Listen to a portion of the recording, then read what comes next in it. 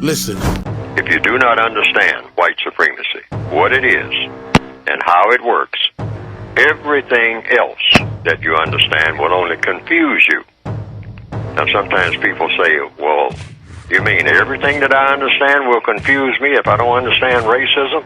Yes, because racism is the dominant political and religious motivating force among the people of the planet in all 9 areas of activity: economics, education, entertainment, labor, law, politics, religion, sex, and war. That covers just about everything that any person, minute by minute, might be doing or engaged in any time of day or night, anywhere on the planet. First of all, I would never make that statement, not ever, okay? The code says stay away from making statements, particularly if you're criticizing something that black people are doing or something that you disapprove of. You may disapprove of it, but stay away from making statements. Ask questions. And so the question would be, I'll give an example, according to the code. I wouldn't go on the air or any other place or report it to a newspaper that rap and hip-hop are bad for black people. I would ask a question. Everything is within the frame. I'd like to say this, first of all.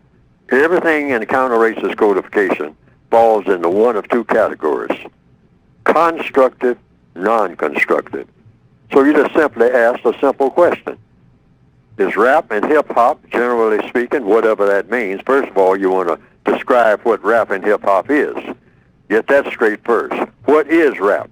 What is hip-hop? What's the difference between rap and hip-hop and other forms of what you might call communication or music genre or whatever it is you want to call it? And is it musical? First of all, is it music? Is it poetry? And let the person who is doing it explain what it is, all right? First of all, get that nailed down. What is rap? What is hip-hop? What's the difference between rap and hip-hop? Are they the same thing? Get all that threshed out first so that we'll all be on the same page. Then you say, now, are there different forms of it? All right? And what forms? What are all the different forms of it? What forms do they take? All right, and break all that down. See, these are questions, because all problems are solved through the process of what? Questions and answers. Then you move on to the 3rd step, which is, okay, let's take it individually now. Let's use an example. So you play a hip-hop song or a rap song, if there is a difference between the 2. Okay? Play one and then play the other, and then say what the differences are. You get that far. Then you move on to the next step. Then you say, okay, is this one of the shining examples, one of the best examples of rap? All right? And so you play it, the entire thing, okay, whatever it is. And then you ask the bottom line question. Does this have a constructive effect on the thought, the speech, and the action of black people? Is this constructive? Or is it non-constructive? Now, you don't stop there. If you say it's non-constructive, then you have to examine it and see how is it non-constructive. All right? By what? By the effects that it has. When a person listens to it or looks at it or whatnot or plays it, what are they inspired to do? Because all sounds inspire you to do something. I don't care what sound it is. Yes. Sound of a waterfall. It inspires you to do something.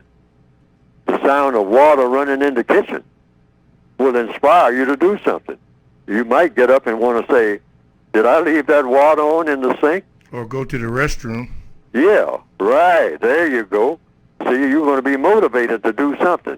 So you just examine what black people are motivated to do, in all areas of activity: economics, education, entertainment, labor, law, politics, religion, sex, and war, when they hear certain sounds. Because rap and hip-hop are just sounds. That's all they are. They're sounds. Okay. So when you hear these sounds, whether it's rap, hip-hop, or a bird that's chirping outside your window, what does that make you do?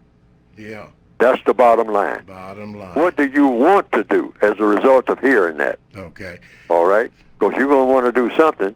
It might be just, hey, I'm going to turn this off. Or it might go the other way. I'm going to turn this up. Yeah. And that's the first reaction you'll have. Yeah. Then it comes down to the second and the third and the fourth reaction. Yeah, whatever. As a result of what you were listening to. Oh. Now, some people have said they've seen some cartoons of my work on the internet that have been presented, and that it pretty well embellishes what I have been trying to say in my textbooks. And to the extent that it does that, well, that has been, from what I understand, some people reported to me, a plus. Because they didn't understand what I had written very well, but when they saw those cartoons that just repeated what I was saying and attaching my name to it, and came right out of the book, the material did, they say that they better understood it. And I can understand that because people are kind of visual, particularly in the year 2021 now, more visual than ever.